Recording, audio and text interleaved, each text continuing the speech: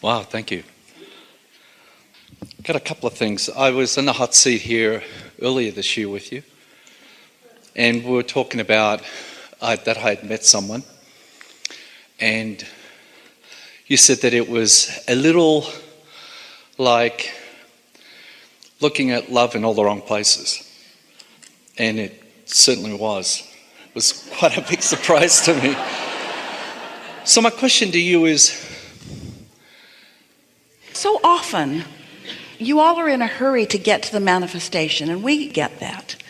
Esther's been saying recently that she really enjoys thought, and she really enjoys alignment, and she really likes meditation, and she so enjoys focus wheels, and she likes tuning in. She loves all of that, but she likes manifestations the best. She just can't help it. She just likes the manifestations the best. And that's why you all came. You came for all of it. The manifestation is the part that you want. And so you want to skip to the manifestation. But if you skip to the manifestation before you've done the vortexual work, if you skip to the manifestation before your vibration is really in alignment with what you want, then when the manifestation comes, it is not pleasing. And then we're going to use very specific thoughts so that Esther will find very specific words. Then you have to overcome your manifestations. In other words, it's sort of like digging yourself out of the hole. yes. And so, don't do that. Okay. Next. Well, you pretty much answered that one for me then. The other thing, we may have said this to you before, but we're going to say it to you again. It makes this point in the strongest way. A woman said to us, Abraham, my son is looking for a mate. Will you help him find her? And we said, no. Why not? Because we don't think this is a good time. Why not? Because if he finds one now, she'll match his vibration. Oh, yeah. And if she matches his vibration, she won't be matching his true desire. His true desire and his now point of attraction are in different places. So say to the universe, take your time, wait till I'm ready. Which is what we were really saying. You hardly ever say that, do you? You don't say, take your time and wait till I'm ready to be a match to what I want. Instead you say, give it to me now and I'll adjust. That's what you say. Or give me what I want now, and then that will be the reason that I feel better. That's backwards. You got to be or feel what you want to experience. Once you accomplish that, then manifestation. Boom, boom, boom, boom, boom, boom, boom, boom. Then it happens quickly. Well, that sort of steps in line to the next question, which was, I've been unemployed for a year, and I've been trying to focus on how to But still, would you vibrate. acknowledge that the majority of your thoughts are on what's missing rather than on what's coming? Yes, but I've spent a whole year trying to shift that. Well, maybe it would be better for you to get off the subject. Completely off the subject. Okay. Because when you're fixated on something that feels stuck to you, and then you try harder, all you do is amplify the way you're already feeling. So focus on something that's working or on something else that's easier. And take note of how cooperative the universe is when you get on those other subjects. And then all of a sudden, with that lighter feeling that you're going to accomplish by not trying so hard, the unfolding will happen and you'll know it. You'll recognize it. You won't be wondering about it. You'll say, oh yeah, I recognize you. I recognize you. I've been feeling you. You've been in the background while I've been doing a lot of other things.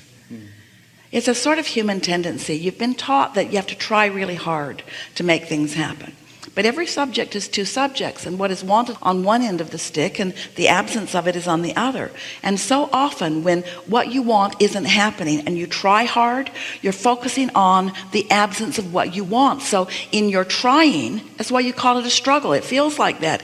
In your trying, you practice vibrations that oppose your true desire. You keep momentum going in opposition to what you want. And don't you know it, as you visit with people who want different things, can't you tell with very short conversations with them how they feel about where they are? This is the message from this, and we've been talking about it already here today. When what is happening right now has the majority of your attention, it cannot vary much from that. Because if what you're looking at is the reason that you're offering the vibration that you're offering, and then the vibration that you offer is the reason that you're getting back what you're getting, and what you're looking at is causing you to offer a vibration, and the vibration that you're offering is giving it back to you, nothing changes. Different places, different faces, but same experience. So the key is you got to find a way to change the feeling. The feeling has to change, and the feeling won't change until the thoughts do. That's how you know. So if you keep feeling lonely, or if you keep feeling discouraged, or if you keep feeling like it's taking too long, and that's really the dominant feeling that you had. Those were your opening words to us. I was here a year ago, and this was what I asked a year ago, and it's no better now.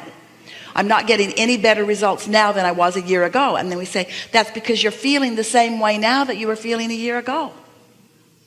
And so sometimes we know you want us to look into your crystal ball vortex and say, oh yeah, somebody's in there. We'd never do that, right? When you're on the brink, we'll look closer. But in the meantime, you got to be satisfied where you are and eager for more. But if there's dissatisfaction where you are, you can't get what you want. You got to be satisfied with what is. And so some people, that frightens them. Say, you want me to be satisfied with the absence of my money, or the absence of my mate, or the absence of a job that thrills? You want me to be satisfied with that? Well, that seems counterintuitive, doesn't it? But you've got to be satisfied. Otherwise, you can't get tuned in. Dissatisfaction will keep you out of the receiving mode. And when you're not in the receiving mode, you'll turn right instead of left, and you'll miss a contact. When you're not in the receiving mode, you won't even feel like going there that night, and you won't hook up. You gotta be in vibrational alignment with the messages that are being offered constantly. You say, clues, not to tease you. Let's clarify this. Your inner being is never teasing you. Oh, we want so much for you to hear this.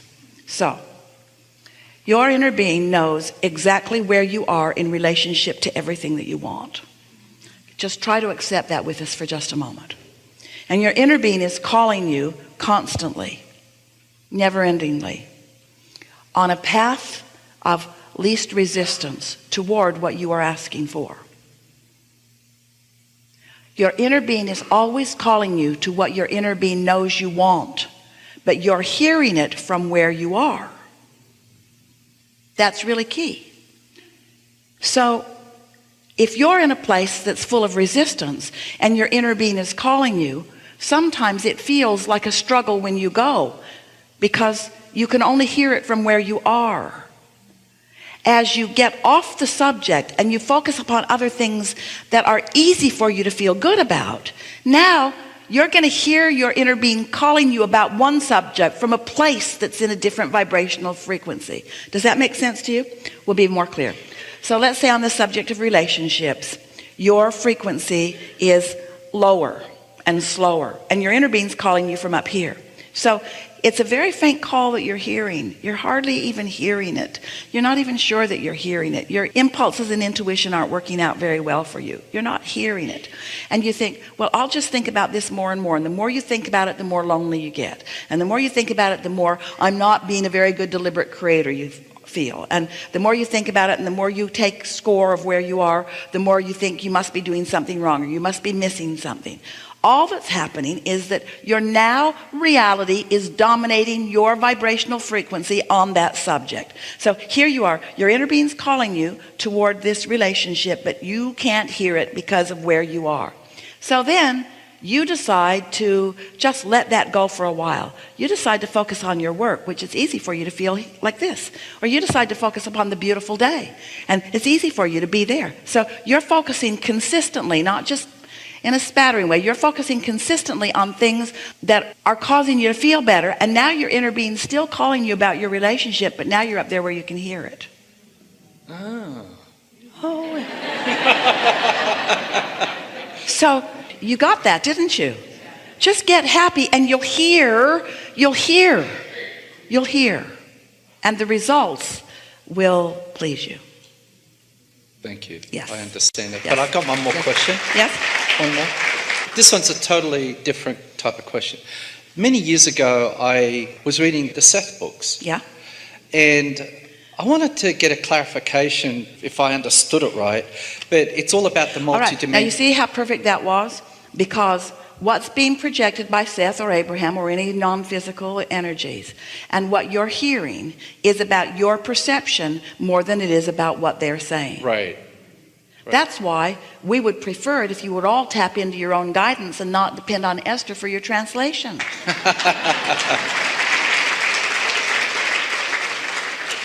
It's regarding the multidimensional selves. Some really wonderful, the most powerful books that I read from Seth was the Education of Oversoul 7. It was a trilogy book, which I highly recommend people read.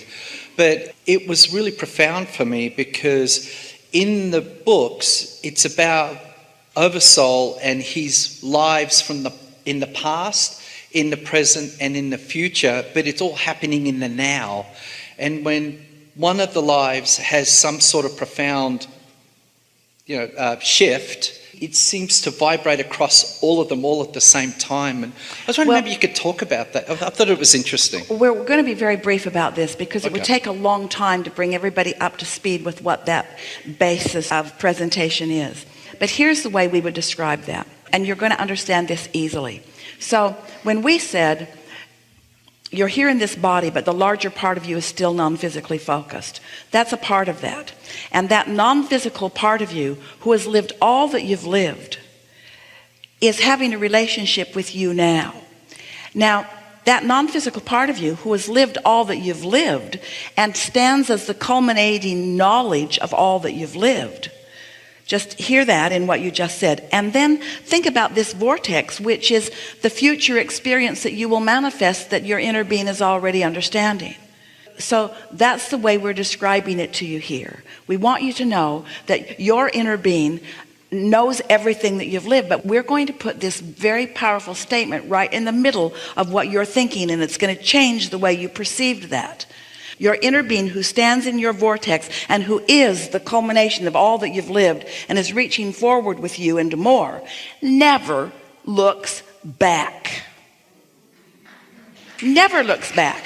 And when you do, it's almost a certain thing that you're going to cause some separation's too strong of word, because your inner being is always looking from where you are to what's coming next. When you have become the culmination of all that you've lived, you don't have to go back and think about what you lived before any more than you stand now in your 20-year-old body or 30 or 40 or your body. And you do not try very hard to recapture the way you felt when you were 2. You just can't stand in your now and accurately perceive the age that you once were, or even the experiences that you once lived. And when you try, there's a whole lot of regurgitation that goes on with all of you as you try, and all you end up doing usually is messing up the now vibration that could be so much clearer and so much cleaner and so much free flowing toward what your vortex is calling you to. Was that helpful? This is a really good time for a segment of refreshment. Thank you.